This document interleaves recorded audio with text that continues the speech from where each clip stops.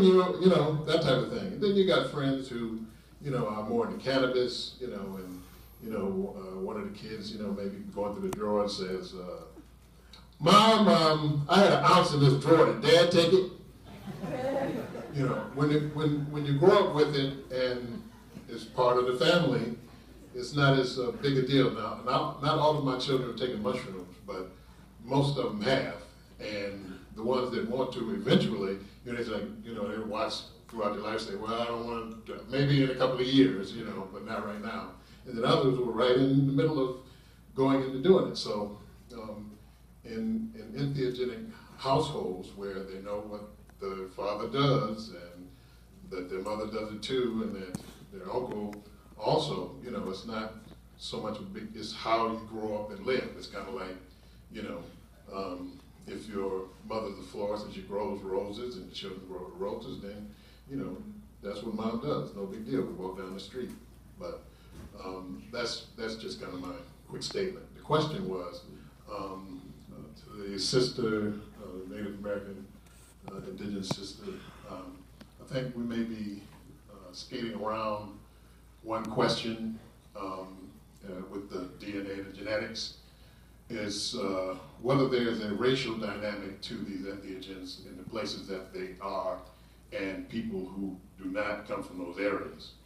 Now, you know, because I see all these white people who are, you know, they're Shipibo, shaman, and they're this shaman, and they have no more connection to those things genetically than the man in the moon has.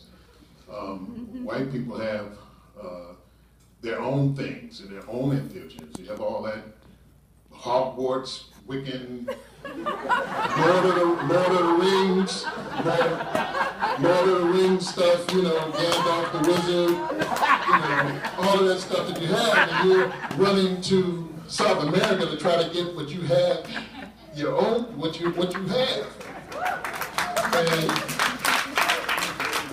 you know, and my question is that, because we kind of skated around it, do you believe that there is a racial or genetic connection to each one of these things? Because everybody has something, you know, mushrooms are worldwide, you know, and all the other things, you know, the mandrake and all the other things that folks have all over the world, and temples and systems were built off of the entheogens in different places. Angkor Wat was built off of those mushrooms.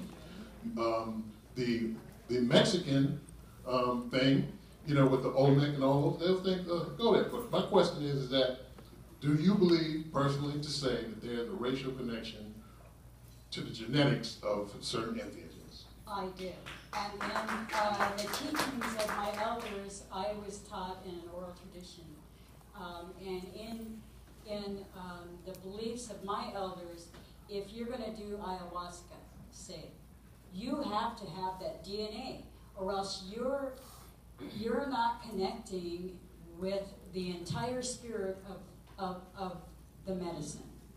And as far as San Pedro and Peyote go, because they're from the Americas, and because everybody who is born in the United States for the last 200 years are what you call a Native American. That's why I call myself an American Indian, because all of you are Native Americans. And this medicine, these medicines, these cactus medicines, they do work with your DNA.